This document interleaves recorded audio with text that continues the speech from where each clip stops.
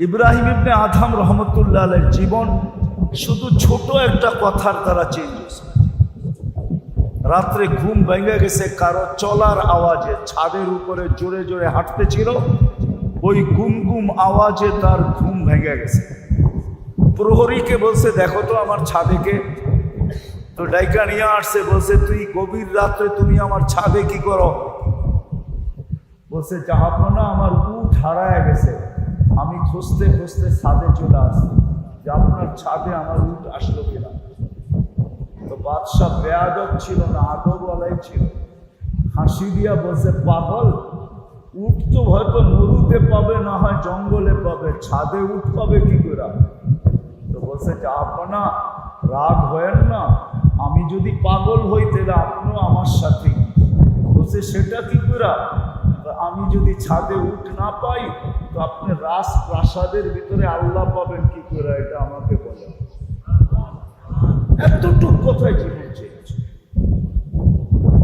আসরের পর থেকে আপনারা যা ওয়াজ শুনতেছিলেন, এতটুক জীবন পরিবর্তনের জন্য যথেষ্ট ছিল। কিন্তু আমি সর্বশেষ একটা কথা বলবো, মেরে দোস্ত, যেটা আমি আসার আগে শুনতেছিলাম বা মাদ্রাসায় বসেও, আমাদের সমাজের হয়তো আমরা ভাবি যে এত মাদ্রাসা মসজিদের প্রয়োজন কি, ঠিক না? একটা প্রশ্ন আমাদের মনে জাগে যে গলি গলি মাদ্রাসার দরকারটা নেই।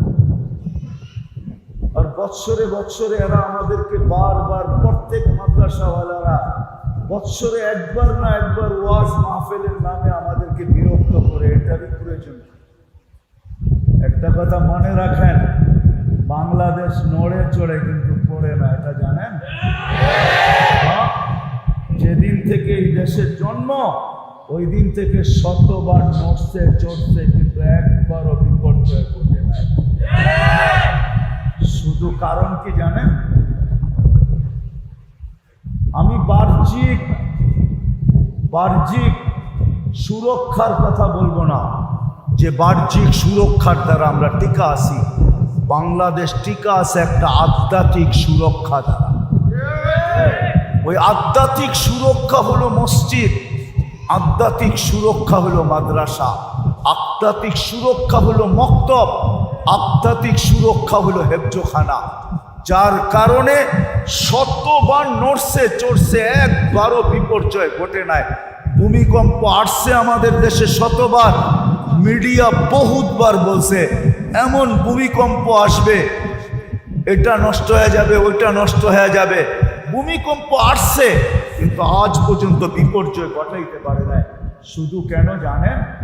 এই আধ্যাত্মিক সুরক্ষাগুলোর কারণে। মাদ্রাসাগুলো আধ্যাত্মিক সুরক্ষা, মসজিদ আধ্যাত্মিক সুরক্ষা। আপনি জানেন না, 4টার সময় হেফজোখানার ছেলেরা ওঠে। যখন আপনি ঘুমে বিভোর, তখন এরা ওঠে। সারা বাংলাদেশে 30,000-এর উপরে হেফজোখানা আছে, আরো বেশি হবে, 40 থেকে 45,000। এরা এই লাল সবুজের পতাকাটাকে এক আধ্যাত্মিক সুরক্ষা দিয়া ডাইকা দেয়, যার কারণে যত বড় বড় ভূমিকম্পগুলা বাংলাদেশে আসছে সব শেষ রাত্রে আসছে, গভীর রাত্রে আসছে। কিন্তু আসছে বটে, কিন্তু আজ পর্যন্ত বিপর্যয় ঘটাইতে পারে নাই। কেন জানেন? দেওয়াল যত দরিজ বল দেওয়ালে মারেন না কেন, ব্যাট করতে পারলে না ওই পারে যাবে, কিছু একটা ঘটাবে। আর যদি ব্যাট না করতে পারে তাহলে হয়তো পিছে ফিরা যায়, নাইলে ডাইনে বামে স্লিপ কাটে। আমাদের দেশেও ভূমিকম্প আসে, বিপর্যয় আসে, এটা হয়তো পিছে যায়, না হয় স্লিপ কাটে, ডাইনে যায় আর বামে যায়। আলহামদুলিল্লাহ আজ পর্যন্ত বিপর্যয় ঘটে নাই, আর আমার বিশ্বাস কোনোদিন ঘটবেও না, যতদিন পর্যন্ত এই আধ্যাত্মিক কি সুরক্ষার কেন্দ্রগুলা থাকবে। এইগুলা যতদিন সজাগ থাকবে, এইগুলা ঘুমায় গেল তখন আর বলতে পারবো না কি হবে না না হবে। কিন্তু হ্যাঁ, এইগুলা যতদিন থাকবে আর এইগুলার যত্ন যতদিন হবে, ততদিন আমার বিশ্বাস কোনো বিপর্যয় হবে না। এই জন্য মাদ্রাসাগুলোর উপরে যাদের প্রশ্ন যে গলি গলি প্রয়োজন, মহল্লায় মহল্লায় প্রয়োজন। আপনি জানেন না 4টার সময় যখন হেফজোখানার ছাত্ররা ওঠে আর কোরআন পড়ে এই মহল্লার সাথে কিসের সংযোগ হয় এটা আপনি জানেন না।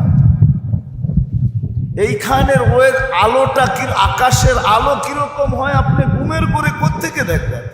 আপনাকে 4টার সময় উঠতে হবে, ছাদে যাইতে হবে, তারপরে আপনি দেখতে পারবেন।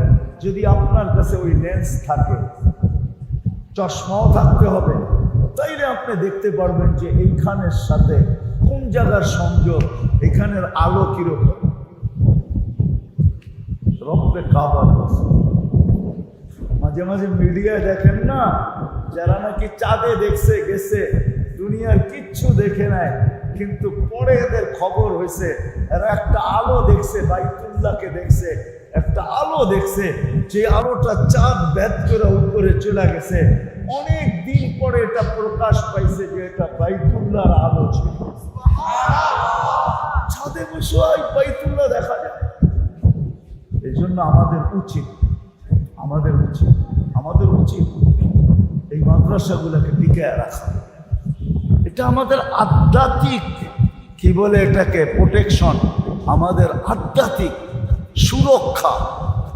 এই জন্যই আলহামদুলিল্লাহ দুনিয়ার কোন দেশে দেখি 5.5 আসলেই 5.5 আসলেই সব মিশায় রেখা যায়। বাংলাদেশে 7.8 আসছে, তারপরও কিছু হয়নি। আমি তো বলি 10 আসলেও কিছু হবে না, কেননা 10 বাংলাদেশে বহুতবার আসছে, যদিও ভূমিকম্পের আসে নাই, কিন্তু 10 নম্বর মহাবিপদ সংকেত বহুতবার আসছে, কিন্তু কোনো বিপর্যয় ঘটে না। আলহামদুলিল্লাহ কোনো বিপর্যয় ঘটবে না। এই জন্যই মাদ্রাসাগুলো টিকায় রাখা আমাদের দায়িত্ব। কি রাখবেন তো ইনশাআল্লাহ?